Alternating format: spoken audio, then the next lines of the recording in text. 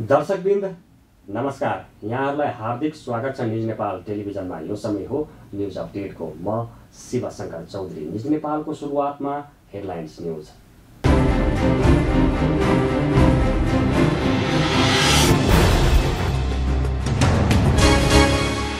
मुलुकै ठूलो सरकारी वीर अस्पतालका स्वास्थ्यकर्मीहरू तलब सुविधाबाट वञ्चित। आर्थिक अभाव देखाउँदै प्रतिष्ठान अन्तर्गत स्वास्थ्यकर्मीहरूले तलब सुविधा नपाएको नेपाल नर्सिङ काउन्सिलका अध्यक्ष निरौलाद्वारा जानकारी। कोरोना नियन्त्रण र रोकथामका लागि सरकारले गरेको व्यवस्थापन फितलो भएको नेपाल मेडिकल काउन्सिलका अधिकारीको भनाई। कोरोना उपचारका लागि स्वास्थ्य मन्त्रीलाई विभिन्न सुझाव दिए पनि कार्यान्वयन नभएको आरोप। नेपालमा मंगलबार थप 902 जनामा कोरोना संक्रमितको संख्या 48,138 पुग्यो। मंगलबार 6 जना मृत्यु भएको प्रवक्ता डाक्टर जागेश्वर गौतमद्वारा जानकारी। विदेशबाट आएका नेपालीहरूलाई होल्डिङ सेन्टरबाट पठाउने काम सीमित यातायात व्यवसायलाई मात्र दिएको भन्दै यातायात व्यवस्था विभागमा व्यवसायहरूद्वारा धारणा। छिटोभन्दा छिटो सार्वजनिक यातायातलाई खुल्ला गर्नुपर्ने माग। राजस्व सङ्कलन गर्न बैंकहरूका सबै शाखा तथा काउन्टर खुल्ला गर्न नेपाल राष्ट्रिय बैंकद्वारा निर्देशन। लामो समय बन्दाबन्दी रहेकालाई आयकर तथा मूल्य अभिवृद्धि कर तिर्ने समय अवधि बढाउन सरकारसँग व्यवसायहरूका माग। काठमाडौँ उपत्यकामा लगाइएको निषेधाज्ञा लम्बिँदै जाँदा उल्लङ्घन गर्नेको संख्या बढ्दै 100 भन्दा बढी सवारी साधन ट्राफिक प्रहरीको नियन्त्रणमा। र ठूलो परिमाणमा लागू औषध सहित 3 जनालाई प्रहरीद्वारा पक्राउ परेका 3 जनालाई थप अनुसन्धानको लागि महानगरीय प्रहरी परिसर भक्तपुर पठाइएको महाशाखाद्वारा जानकारी।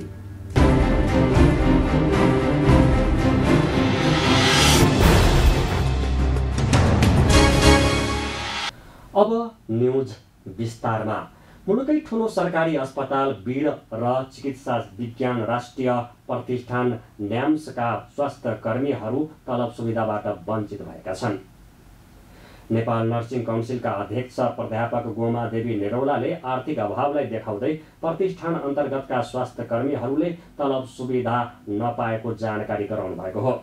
सिंहदरबारमा मंगलबार बसेको शिक्षा समिति अन्तर्गतको उपसमिति बैठकमा उहाँले निरन्तर सेवामा जुटिरहँदा पनि आर्थिक अभावका कारण कुनै सुविधा उपलब्ध हुन नसकेको बताउनुभयो।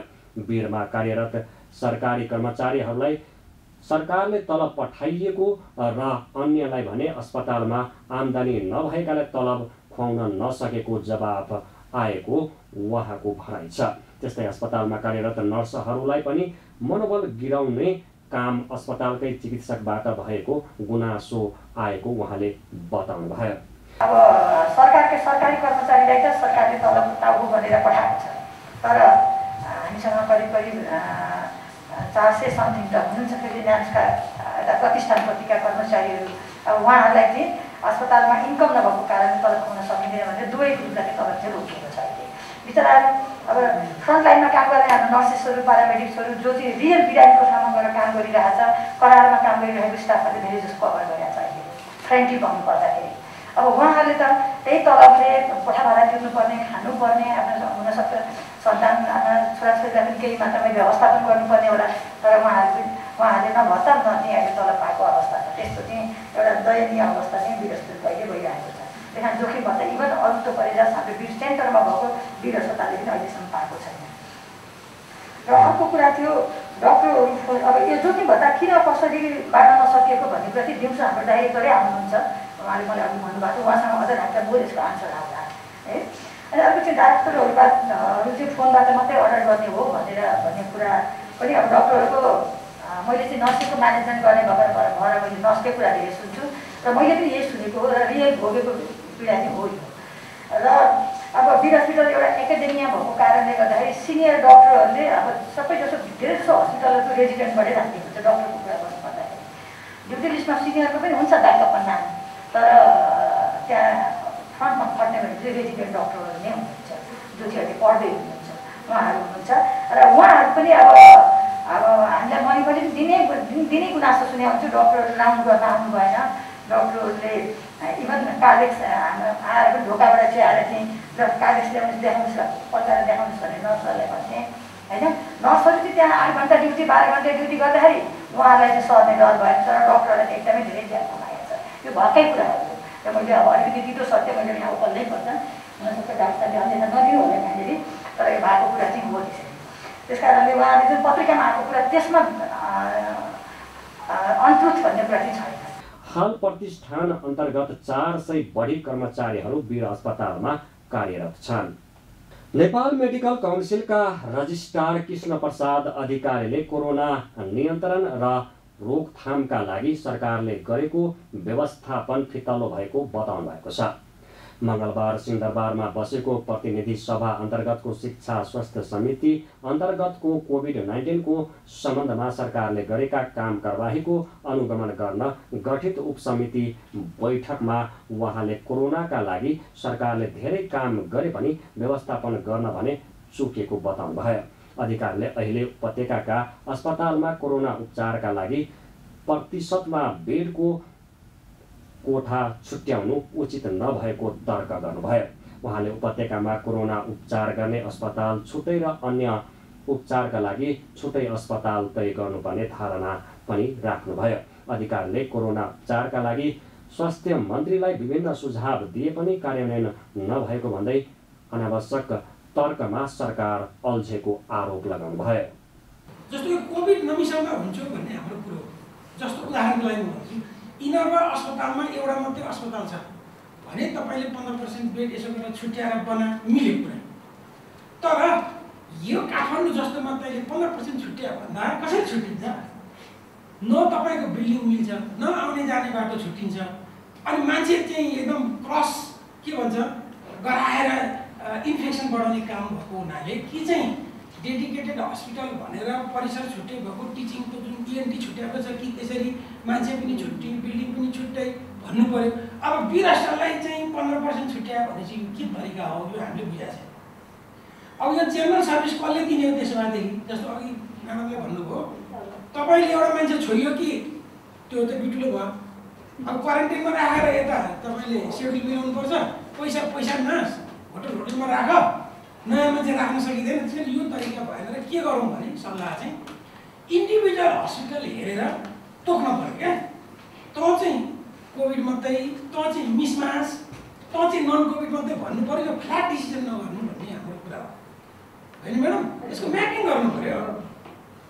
अहिले के गरिदिए त भने फ्ल्याट हानिदिनुहुन्छ क्या।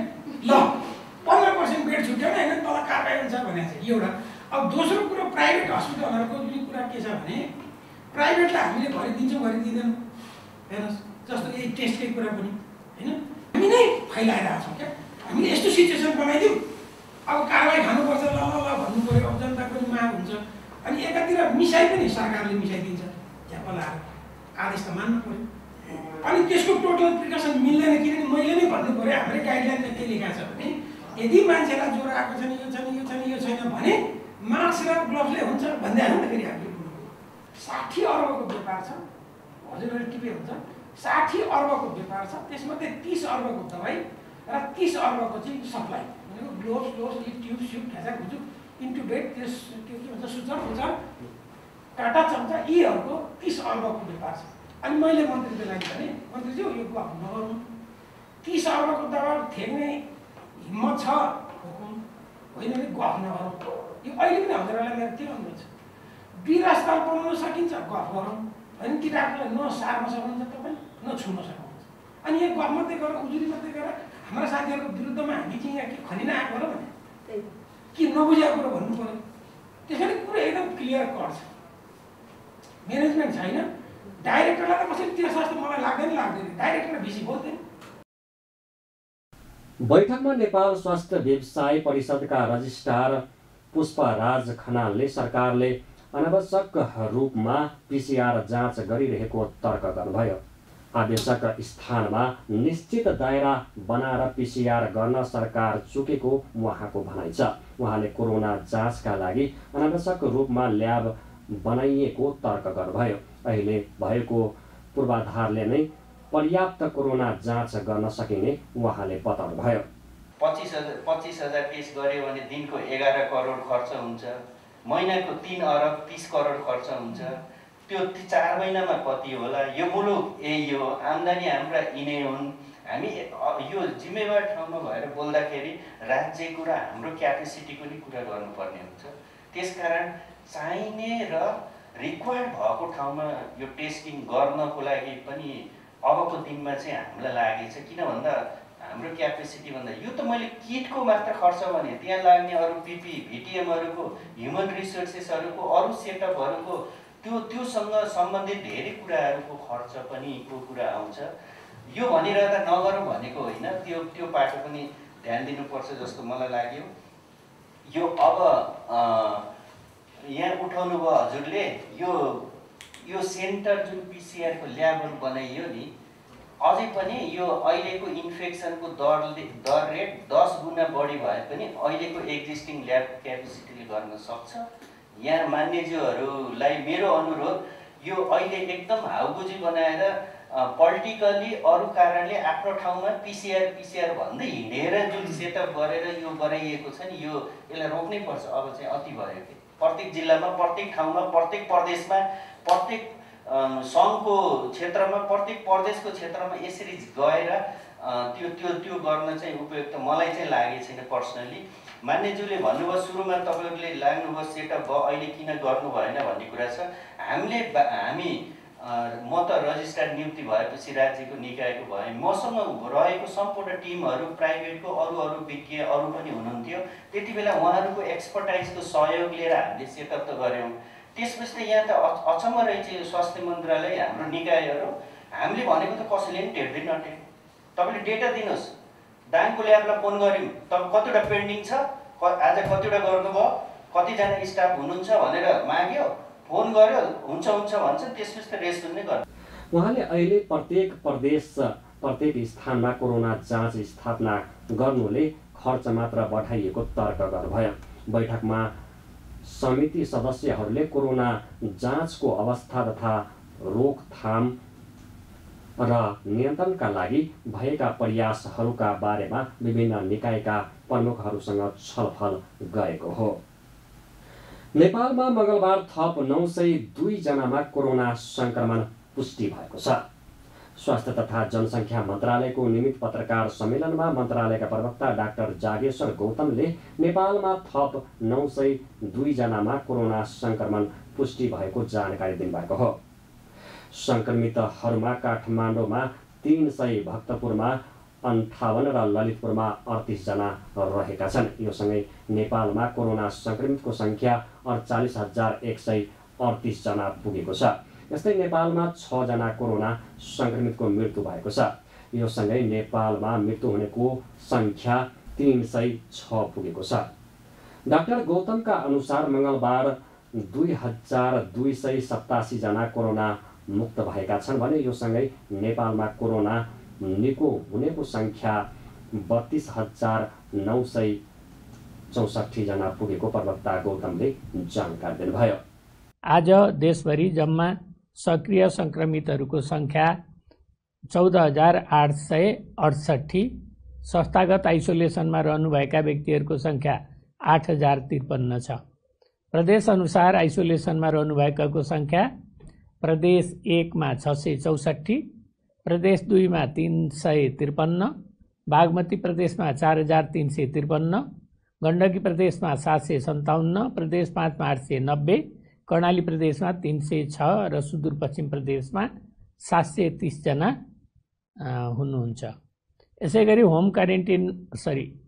होम आइसोलेसनमा रहनुभएको संख्या प्रदेश 1 मा 840, प्रदेश 2 मा 2,500, बागमती प्रदेशमा 2,429, गण्डकी प्रदेशमा 100 जना, प्रदेश 5 मा 784, कर्णाली प्रदेशमा 40 र सुदूरपश्चिम प्रदेशमा 122 जना गरी जम्मा 6,815 जना हुनुहुन्छ। नेपालमा आजको पिसिआर 10,611 र त्यसमध्ये पोजिटिभ 902 जना हुनुहुन्छ र आजको संक्रमित संख्या 902 मैले भने र टोटल 48,138 छ। क्वारेन्टिनमा रहनुभएका व्यक्तिको संख्या 5,310 रहेको छ। कोभिड-19 बाट सङ्क्रमण मुक्त भई गत 24 घण्टामा डिस्चार्ज हुनेहरू जम्मा 2287 जना हुनुहुन्छ। आजसम्म डिस्चार्ज हुनुहुने जम्मा 32,964। कोभिड-19 सङ्क्रमणबाट मुक्त हुने प्रतिशत 68 रहेको छ। हाल देशभर 14,868 जना सक्रिय सङ्क्रमित रहेका छन् भने क्वारेन्टाइनमा 5,310 जना रहेका छन्। विदेशबाट आएका नेपालीहरूलाई होल्डिङ सेन्टरबाट सम्बन्धित स्थानमा पठाउने काम सीमित यातायात व्यवसायलाई मात्र दिएको भन्दै यातायात व्यवसायहरूले यातायात व्यवस्था विभागमा धरना दिएका छन्। विदेशबाट उद्धार गरेर ल्याइएका यात्रुहरूलाई देशभर सम्बन्धित ठाउँमा पुर्याउने काम सीमित यातायातले पाइएको भन्दै व्यवसायीहरूले मङ्गलबार काठमाडौँको मेन भवन स्थित विभागमा धरना दिएका हुन्। कोभिड-19 सङ्कट व्यवस्थापन केन्द्र र यातायात व्यवस्था विभागले सीमित व्यक्तिलाई यात्रु बोक्ने जिम्मेवारी दिँदा अधिकांश व्यवसाय मारमा परेको धारणा सहभागीहरूको आरोप छ। कमिसनमा एउटै परालीलाई देशभर यात्रु बोक्ने जिम्मा दिएको र यात्रुबाट बढी भाडा लिएर ठग्ने काम भएकाले आफूहरू आन्दोलनमा उत्रिन बाध्य भएको व्यवसायको गुनासो छ। ल्याएर होल्डिङ सेन्टरबाट देशका विभिन्न भागमा जुन यात्रुहरूलाई पठाउने जुन विषयमा जुन गाडीहरू मार्फत जुन पठाउने विषयमा चाहिँ जुन सरकारले व्यवस्थापन गर्नुपर्थ्यो त्यो विषयमा सरकारका कुनै पनि निकायले व्यवस्था गरेको र आधिकारिक रूपमा कसैलाई पनि नदिएको कारणले गर्दा यसलाई आधिकारिक व्यवस्थापन गरेर जुन अहिले गाडी यात्रुहरू जुन ठगिने प्रवृत्ति छ यसको अन्त्य गरेर यसलाई व्यवस्थापन मिला भन्ने विषयमा हाम्रो धरना। होल्डिङ सेन्टरमा राखिएको यात्रुहरूलाई सम्बन्धित स्थानीय तहमा पुर्याउनका लागि आलो पालो प्रणाली लागू गर्नुपर्ने, छिटोभन्दा छिटो सार्वजनिक यातायातलाई खुल्ला गर्नुपर्ने लगायतका माग गर्दै व्यवसायीहरूले विभागलाई ज्ञापन पत्र बुझाएका थिए। नेपाल राष्ट्रिय बैङ्कले राजस्व सङ्कलन गर्न बैङ्कहरूका सबै शाखा तथा काउन्टर खुल्ला गर्न निर्देशन दिएसँगै बैङ्क र बैङ्कहरूका शाखा खुल्ला भएका छन्। राजस्व सङ्कलनका लागि मङ्गलबारदेखि बिहिबारसम्म राष्ट्रिय बैङ्क लगायत राजस्व कारोबार गर्ने सबै बैङ्क तथा वित्तीय संस्थाहरूका शाखा काउन्टर खोल्ने निर्देशन दिएपछि शाखाहरू खुलेका हुन्। राजस्व सङ्कलन गर्ने एवं बैङ्कका क्लियरिङ सम्बन्धी कार्य गर्ने काउन्टरहरू र नेपाल क्लियरिङ हाउस लिमिटेड खुल्ला गर्ने व्यवस्था मिलाउन राष्ट्रिय बैङ्कले निर्देशन दिएको हो। कोरोना भाइरस रोकथाम तथा नियन्त्रणका लागि काठमाडौँ उपत्यका लगायत कतिपय जिल्लाका स्थानीय तहमा निषेधाज्ञा जारी रहेका कारण सीमित सङ्ख्यामा मात्रै बैङ्कका शाखाहरू सञ्चालनमा छन्।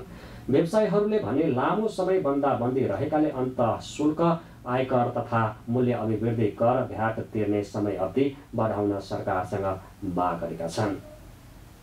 कोरोना सङ्क्रमित बढ्दै गएपछि काठमाडौँ उपत्यकामा लगाइएको निषेधाज्ञा लम्बिँदै जाँदा उल्लङ्घन गर्नेको सङ्ख्या बढेको छ। निषेधाज्ञामा सरकारले तोकेको सेवा र अत्यावश्यक बाहेकका सवारी सञ्चालनका सवारी मात्र सञ्चालन गर्न पाउने भएपछि अन्य निजी सवारी पनि निर्बाध गुडेका छन्। सरकारले तोके भन्दा अन्य क्षेत्रका सवारी साधन सञ्चालन भएपछि ट्राफिक प्रहरीले मङ्गलबार बिहानै 100 भन्दा बढी साधनहरू नियन्त्रणमा लिएको थियो।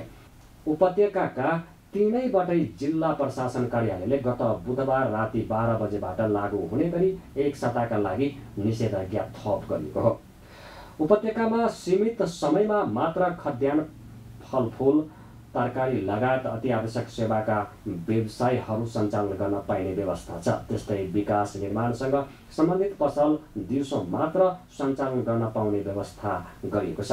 उपत्यकामा आर्थिक, सामाजिक तथा व्यक्तिगत जीवनलाई सहज बनाउन निषेधाज्ञा खुकुलो बनाउँदै लैजाने तयारी सरकारको छ। उपत्यकामा लगाइएको निषेधाज्ञा बुधबार सकिँदैछ। प्रहरीले ठूलो परिमाणमा लागु औषध सहित 3 जनालाई पक्राउ गरेको छ।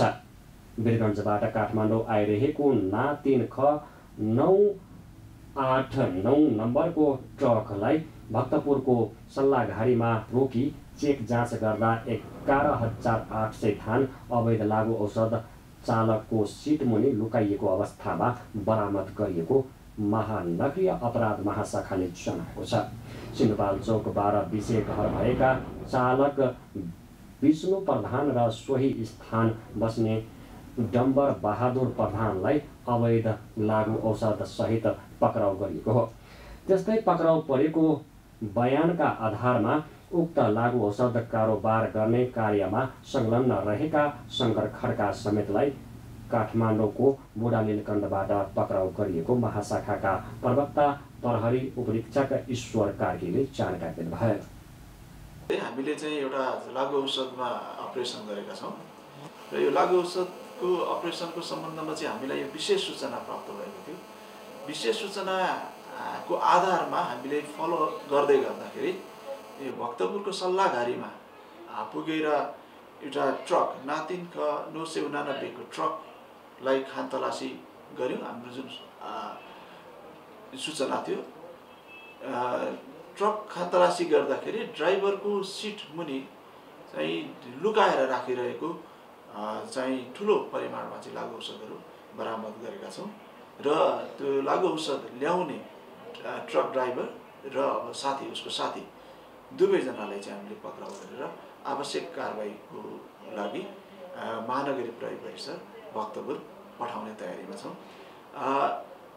यो ठुलो परिमाणमा लागु औषध के थियो भन्ने सन्दर्भमा नाइट्रोबेट ट्याब्लेट चाहिँ अब 3000 पिस थियो र अर्को एम्पुलहरू चाहिँ विभिन्न एम्पुलहरू डाइजेपाम नुफिन लगायतको एम्पुलहरू चाहिँ 8800 वटा चाहिँ हामीले बरामद गरेका छौँ र यस कार्यमा संलग्न हुने 2 जना र अब यसको कारोबारी मेन कारोबार गरिरहने अर्को व्यक्ति चाहिँ हामीले बुढा नीलकण्ठ एरियाबाट हामीले समातेका छौँ र उसको नाम चाहिँ शङ्कर खड्का। शङ्कर खड्काले चाहिँ समय समयमा चाहिँ यस्तो कारोबारहरू गरिरहेको स्वीकार गरिसकेको अवस्था छ। त्यो 2 जनाको पनि थोरै मूल्यको जानकारी पाउँछ। जुन समातेको ट्रक ड्राइभर उहाँहरूको कहाँ हो बसाइ, कति उमेरका हो? यो जुन कारोबार गर्ने जुन चाहिँ ड्राइभर र मैले अर्को उसको साथीको कुरा गरेँ, ऊ चाहिँ डम्बर बहादुर प्रधान ड्राइभर र उसको साथी विष्णु बहादुर प्रधान। यिनीहरू दुवै चाहिँ सिन्धुपाल्चोक घर हुने ट्रक ड्राइभरहरू नै हुन् र यिनीहरूको उमेर चाहिँ अब 37 र 36 वर्षको छ। यिनीहरूले चाहिँ समय समयमा यो कारोबार चाहिँ गरेको देखिन्छ। समय समयमा यसरी ट्रक ड्राइभिङ गरिरहेको समयमा विभिन्न ठाउँहरूबाट चाहिँ काठमाडौँमा ल्याउने गरेको अनुसन्धानबाट खुलेको छ।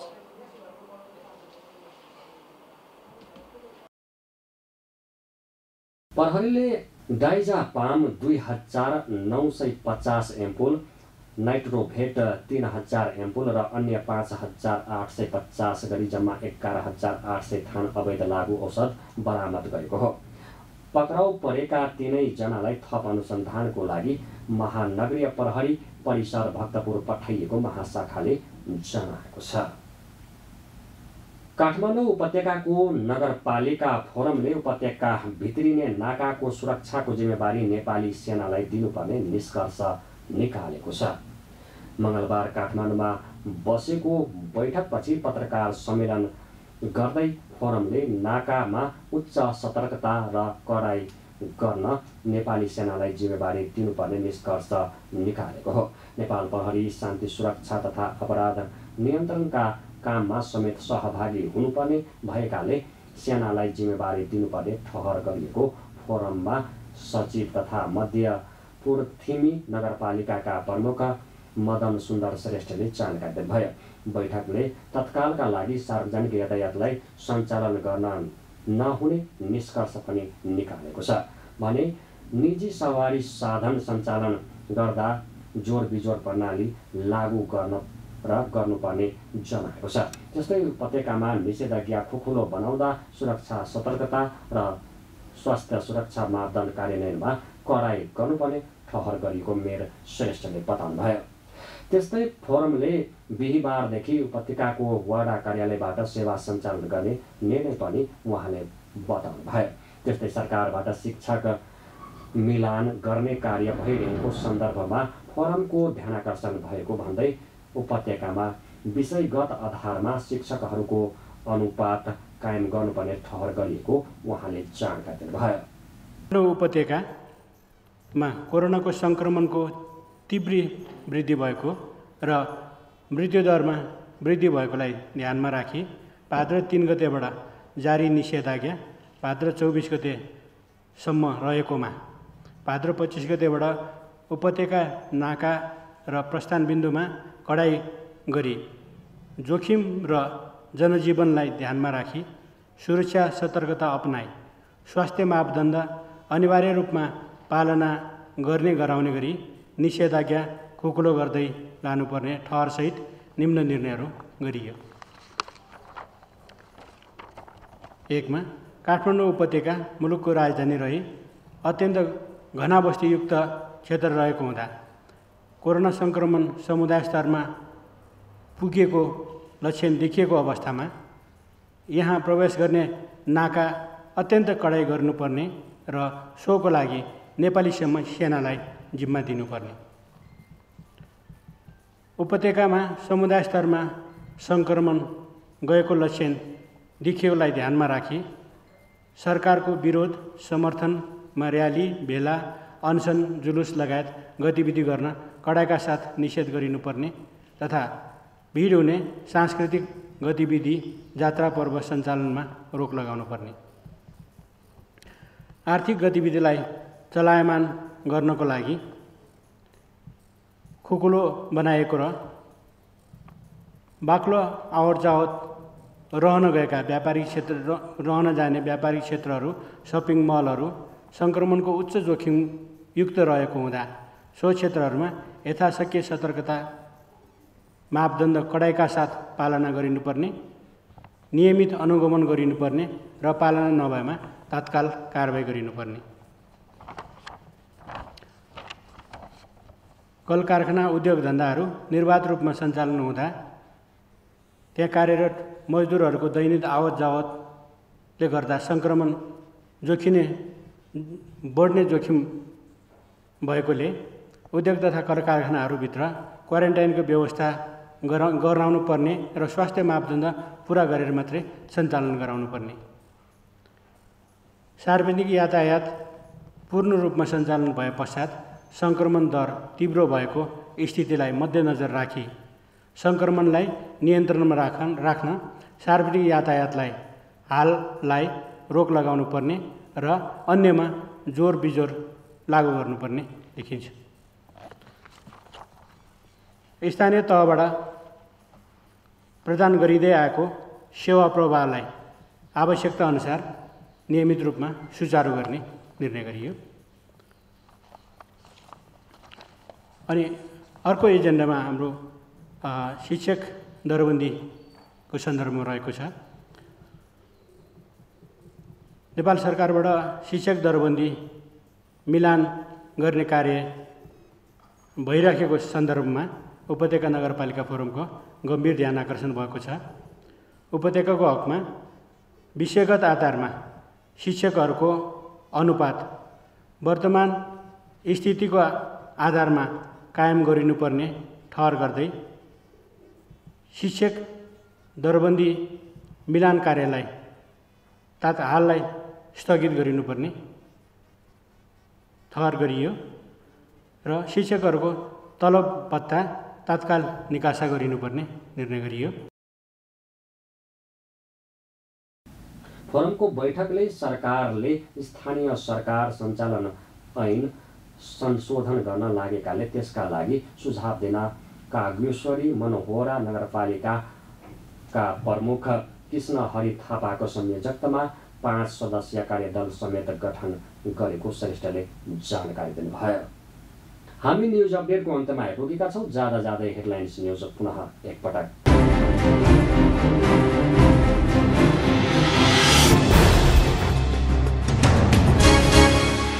मुलुकै ठूलो सरकारी वीर अस्पतालका स्वास्थ्यकर्मीहरू तलब सुविधाबाट वञ्चित। आर्थिक अभाव देखाउँदै प्रतिष्ठान अन्तर्गत स्वास्थ्यकर्मीहरूले तलब सुविधा नपाएको नेपाल नर्सिङ काउन्सिलका अध्यक्ष निरौलाद्वारा जानकारी। कोरोना नियन्त्रण र रोकथामका लागि सरकारले गरेको व्यवस्थापन फितलो भएको नेपाल मेडिकल काउन्सिलका अधिकारीको भनाइ। कोरोना उपचारका लागि स्वास्थ्य मन्त्रीलाई विभिन्न सुझाव दिए पनि कार्यान्वयन नभएको आरोप।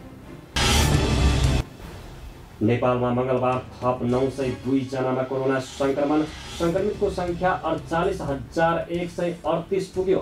मङ्गलबार 6 जना मृत्यु भएको प्रवक्ता डाक्टर जागेश्वर गौतमद्वारा जानकारी।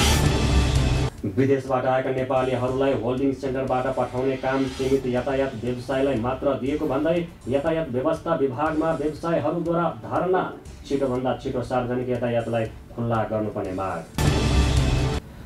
राजस्व सङ्कलन गर्न बैङ्कहरूका सबै शाखा तथा काउन्टर खुल्ला गर्न नेपाल राष्ट्रिय बैङ्कद्वारा निर्देशन। लामो समय बन्दाबन्दी रहेकालाई आयकर तथा मूल्य अभिवृद्धि कर तिर्ने समय अवधि बढाउन सरकारसँग व्यवसायहरूका माग। काठमाडौँ उपत्यकामा लगाइएको निषेधाज्ञा लम्बिँदै जाँदा उल्लङ्घन गर्नेको संख्या बढ्दै 100 भन्दा बढी सवारी साधन ट्राफिक प्रहरीको नियन्त्रणमा। र ठुलो परिमाणमा लागु औषध सहित 3 जनालाई प्रहरीद्वारा पक्राउ परेका 3 जनालाई थप अनुसन्धानको लागि महानगरीय प्रहरी परिसर भक्तपुर पठाइएको महाशाखाद्वारा जानकारी।